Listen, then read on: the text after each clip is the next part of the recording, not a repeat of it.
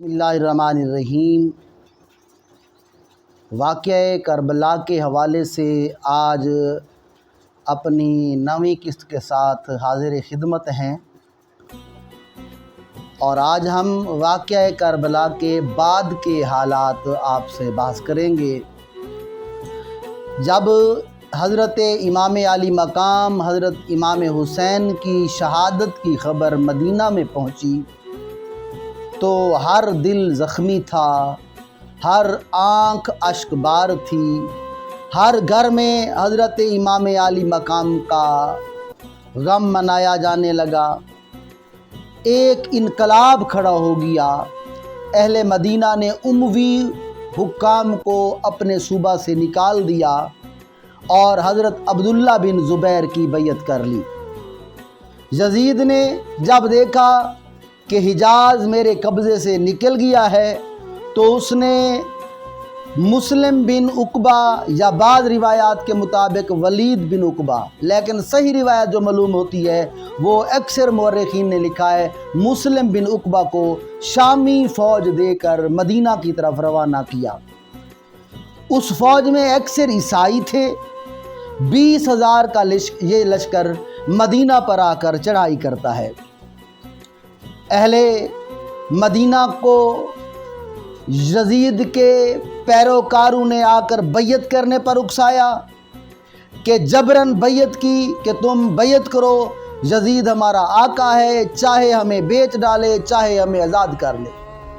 अगर कोई कहता कि हम खुदा और उसके रसूल के हुक्म पर किताब व सुन्नत की बैयत करते हैं तो वो उनको फ़ौरन कत्ल करा देता, शहीद करा देता। बहुत से लोग मदीना को छोड़कर पहाड़ों में जा घुसे, गारों में जा घुसे। 1700 मुहाजिरीन और अंसार को शहीद किया गया। 700 हाफिज कुरान शहीद हुए। कुल 10,000 शहादतें हुई।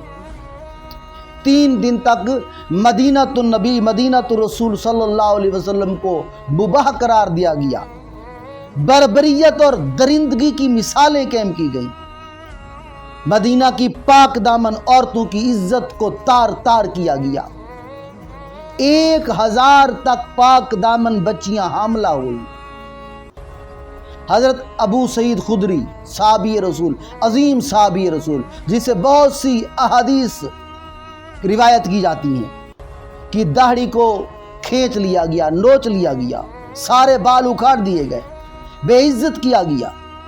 सईद बिन मुसैयब कहते हैं जब मस्जिद नबवी में किसी को दाखिल नहीं होने दिया जा रहा था मैं दीवाना बन गया, दीवानों जैसी हरकत करने लगा। तो मुस्लिम बिन उक़बा ने कहा ये पागल है, इसको रहने दो। मैं 3 दिन मस्जिद नबवी में रहा। मस्जिद नबवी में 3 दिन यज़ीद के घोड़े लीदें करते रहे।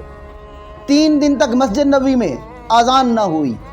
3 दिन तक मस्जिद नबवी में बाजमात नमाज ना हुई। लेकिन वो फरमाते हैं जब नमाज का वक्त होता मैं सुनता था कब्र रसूल अकरम सल्लल्लाहु अलैहि वसल्लम से अजान की आवाज़ आती, तकबीर की आवाज़ आती, जमात की आवाज़ आती, मैं अपनी नमाजें अदा करता रहा। और फिर दरिंदगी की मिसाल, जुल्म की मिसाल देखिए। एक औरत है उम्मे यज़ीद बिन अब्दुल्ला बिन रबिया। इसके बेटे को मुस्लिम बिन उक़बा के सिपाहियों ने कैद कर लिया। ये माँ थी, इसका अकलौता बेटा था। ये मिन्नत करने के लिए मुस्लिम बिन उक़बा के सामने आई, मेहरबानी करके मेरा बेटा वापस कर दें, तेरी मेहरबानी होगी, तेरी मेहरबानी होगी। जब इसने बहुत ज़्यादा मिन्नत की, अच्छा तुझे बेटा बहुत प्यारा है, उसके बेटे को बुलवाया। जो ही बुलवाया बेटा सामने आया, इसने तलवार निकाली, उसकी गर्दन काट कर उसका सर उसकी माँ को दे दिया, ये ले जा अपने बेटे को। उसकी माँ ने उम्मे यज़ीद बिन अब्दुल्ला बिन रबिया ने कसम खाई मैं इसकी लाश को आग लगाऊंगी। मदीना पर कब्जा करने के बाद ये लश्कर चलता है मक्का की तरफ। रास्ते में इस जालिम पर फालिज का हमला होता है, ये मर जाता है, कब्र बनाई जाती है।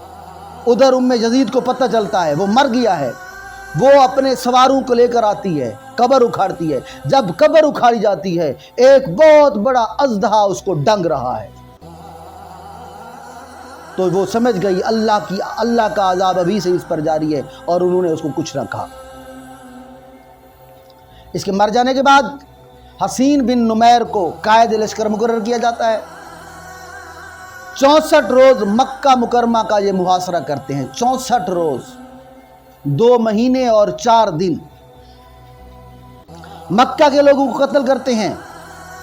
حرم کعبہ میں لوگوں کو قتل کیا جاتا ہے، منجنیقوں کے ساتھ سنگ باری کی جاتی ہے، مطاف پتھروں سے بھر جاتا ہے، اور پھر کعبہ پر منجنیق کے ذریعے پتھر ڈلواتے ہیں، غلاف کعبہ جل جاتا ہے، کعبے کو آگ لگ جاتی ہے۔ ابھی لڑائی جاری تھی۔ 64 ہجری 683 عیسوی ربیع الاول کا مہینہ تھا۔ حضرت عبداللہ بن زبیر کو پتہ چلا یزید مر گیا ہے۔ حضرت عبداللہ بن زبیر گھوڑے پر سوار ہو کر آتے ہیں، او شامیو، تمہارا مردود، تمہارا لعین، تمہارا شیطان مر گیا ہے، اس کی خبر لو۔ جب یزید کی فوج کو پتہ چلتا ہے یزید مر گیا ہے، ان کے حوصلے پست ہوتے ہیں، اور حضرت عبداللہ بن زبیر اور ان کی فوج کے حوصلے بلند ہوتے ہیں۔ اس کے بعد معاویہ بن یزید کو حکومت تخت پر بٹھایا جاتا ہے، اور اس نے آتے ہی ایک چھوٹا سا خطبہ دیا۔ خطبہ دینے کے بعد اس نے کہا، تم جانو، تمہاری حکومت جانے، میرا حکومت سے کوئی کرنا دھرنا نہیں، اور وہ گوشہ نشین ہو گیا۔ 40 دن کے بعد وہ مر جاتا ہے۔ بعض روایات کے مطابق مروان نے اسے زہر دلوایا تھا اور وہ مر گیا۔ جب وہ مر گیا، حجاز، یمن، عراق، خراسان والوں نے حضرت عبداللہ بن زبیر کے ہاتھ پر بیعت کر لی۔ معاویہ بن یزید کی موت کے بعد شام اور مصر کے لوگوں نے بھی حضرت عبداللہ بن زبیر کے ہاتھ پر بیعت کرنا شروع کر دیا، اور جب حجاز میں سے یزید کے تمام حکام کو نکالا جانے لگا تو اس وقت مروان کو بھی مدینہ سے نکال دیا گیا تھا۔ اب مروان شام میں جاتا ہے اور خفیہ سازشوں کے ذریعے مصر اور شام پر قبضہ جما لیتا ہے۔ ادھر کوفہ میں مختار ثقفی حکومت قائم کر لیتا ہے۔ یہ اہل بیت کے ساتھ محبت کرنے والا تھا، اس نے اہل کوفہ کو ساتھ ملا لیا، 70,000 کا لشکر اس نے قائم کر لیا۔ 70,000 کا لشکر، اس نے علم بلند کیا کہ ہم قاتلین حسین سے بدلہ لیں گے، ایک ایک سے بدلہ لیں گے، اور پھر اس نے بدلہ لیا بھی صحیح۔ عمر بن سعد جو واقعہ کربلا کا کرتا دھرتا تھا، وہ گھر بیٹھ گیا۔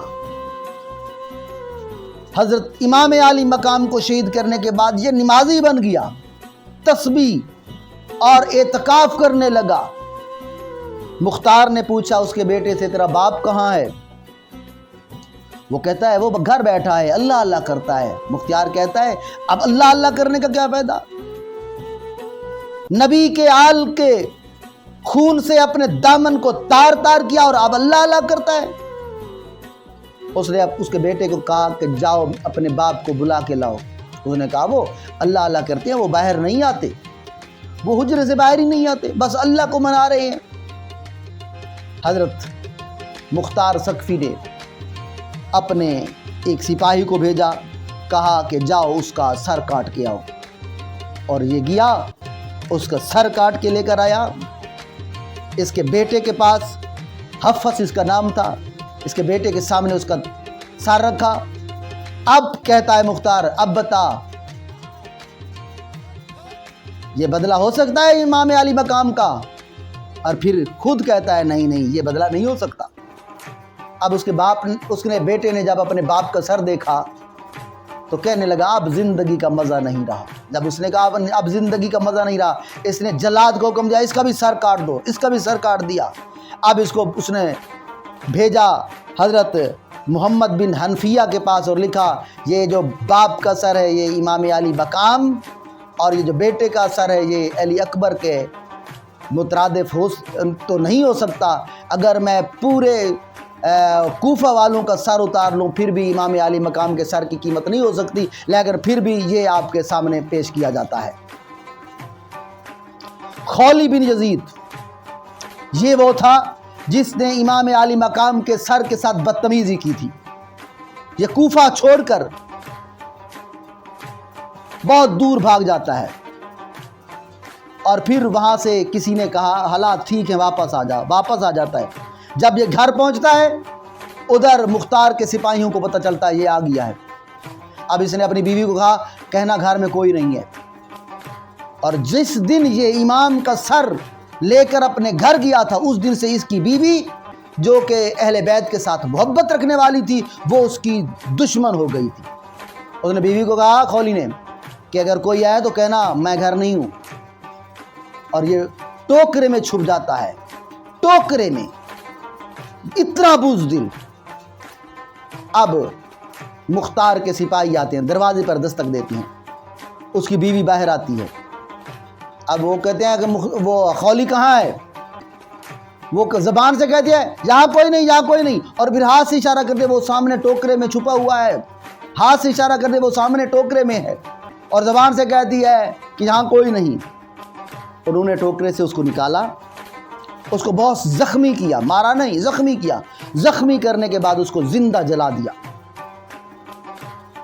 شمر ذل جوشن یہ وہ لائن تھا جس نے پانی بند کرنے میں اہم کردار ادا کیا۔ یہ کوفہ اور بصرہ کے درمیان دریا کے کنارے کلنابیہ کے مقام پر پہنچا۔ وہاں ایک مزدور کو اپنے پاس بلایا اور کہا یہ میرا خط ہے، مصعب بن زبیر کے پاس لے جا۔ جب وہ نہ مانا تو اس نے اس پر درندگی کے ساتھ ظلم کیا، آخر اس سے منوایا کہ لے جا۔ اب وہ خط لے کر آ رہا ہے، راستے میں مختار کے سپاہی اسے پکڑ لیتے ہیں، خط دیکھتے ہیں تو وہ شمر کا تھا۔ اب اس کو ساتھ لیتے ہیں، ہمیں دکھا وہ کہاں لائن چھپا ہوا ہے۔ اب اس کو پکڑا، پکڑنے کے بعد اس کے ہاتھ اور پاؤں باندھ دیے۔ 3 دن تک اس کو نہ کچھ کھانے کو دیا نہ پینے کو دیا۔ ادھر 3 دن کتوں کو ایک کمرے میں بند کر دیا، نہ کچھ کھانے کو دیا نہ پینے کو۔ تیسرے دن اس کو باہر پھینکا اور پھر ان بھوکے پیاسے کتوں کو اس پر چھوڑ دیا۔ کتوں نے اس کی بوٹیاں نوچی اور اس کو کھا گئے۔ اس کے بعد 686 عیسوی 67 ہجری میں خزیر نامی لڑائی ہوئی۔ مختار کا سپہ سالار ابراہیم مالک تھا، بمقابلہ ابن زیاد تھا۔ عبید اللہ ابن زیاد کے پاس 30,000 کا لشکر تھا۔ ابراہیم مالک کو فتح ہوتی ہے، 6,000 بندہ مارا گیا۔ عبداللہ بن ابن زیاد بھی مارا گیا۔ اب دیکھیے خدا کا کرنا، 6 سال کے بعد 10 محرم الحرام اسی تشت میں عبید اللہ ابن زیاد کا سر رکھا تھا جس تشت میں امام عالی مقام سیدنا امام حسین کا تشت میں سر رکھا گیا تھا۔ اسی دارالحکومت میں یہ سر سامنے رکھا جاتا ہے 10 محرم کا دن، وہی وقت۔ یہ خدا کی قدرت ہے۔ مختار کے سامنے اس کا سر ہے، مختار نے اس کے لب پر چھڑی ماری اور زور سے چھڑی ماری۔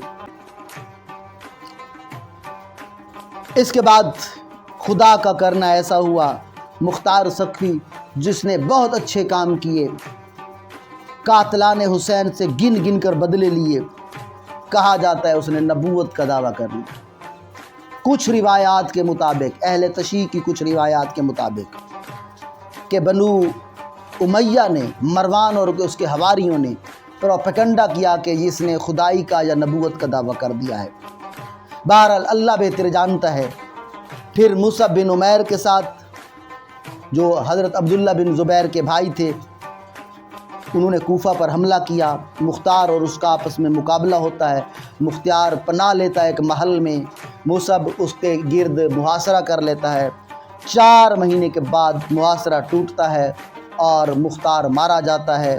یہ 687 عیسوی 67 ہجری مختار کا سر مصعب بن عمیر کے سامنے اسی تشت میں، اسی دارالحکومت میں لایا جاتا ہے جہاں اس سے پہلے مختار کے سامنے سر آیا تھا عبید اللہ ابن زیاد کا۔ اس سے پہلے عبید اللہ ابن زیاد کے سامنے سر آیا تھا امام علی مقام حضرت امام حسین کا مصعب بن زبیر کے سامنے رکھا گیا۔ 685 عیسوی اور 66 ہجری میں مروان اپنے بیٹے عبد الملک بن مروان کو تخت نشین کرتا ہے، جس کے بارے میں حضرت عبداللہ بن زبیر فرمایا کرتے تھے، لوگ بیٹے جنتے ہیں مگر مروان نے اپنا باپ جنا ہے۔ یہ عبد الملک بہت دانشمند تھا، فقہ پر عبور تھا، قرآن و حدیث پر دسترس تھی، تخت نشین ہونے سے پہلے بہت عالم فاضل تھا، عابد تھا، زاہد تھا، مگر جو ہی تخت پر بیٹھا یہ شرابی بن گیا، زانی بن گیا۔ بہرحال حکومت امیہ کا اس کو بانی ثانی کہا جاتا ہے۔ امیر معاویہ کے بعد اگر اموی حکومت کو کسی نے سنبھالا ہے تو وہ یہ عبد الملک بن مروان تھا۔ اس نے اموی خاندان کی حکومت کو سنبھالا، دوبارہ اس کو منظم کیا۔ 692 عیسوی 73 ہجری میں عبد الملک بن مروان کی فوج نے عبداللہ بن زبیر کو شکست دی، مصعب بن عمیر کا سر کاٹا گیا۔ اسی تشت میں عبد الملک بن مروان کے سامنے رکھا گیا، جس میں مختار کا سر مصعب کے سامنے رکھا گیا تھا۔ اب ایک مصاحب بیٹھا تھا، اس نے عبد الملک سے کہا، عبد الملک، اس نے کہا کیا کہنا چاہتا ہے؟ اس نے کہا اسی تشت میں جناب امام علی مقام کا سر ابن زیاد کے سامنے آیا، پھر ابن زیاد کا سر مختار کے سامنے آیا، پھر مختار کا سر مصعب کے سامنے آیا، پھر مصعب کا سر تیرے سامنے ہے، مجھے تو آگے ڈر لگ رہا ہے۔ یہ بہت سیانہ ہوتا تھا، اس نے اس تشت کو بھی توڑوا دیا اور اس عمارت کو بھی گروا دیا۔ تو یوں عبد الملک بن مروان نے اپنی اموی دور حکومت کو پھر قائم کیا۔ بعد میں تاریخ اس کے بیٹوں سے چلتی ہے، وہ انشاءاللہ ہم نیکسٹ ویڈیو میں آپ کے سامنے پیش کریں گے۔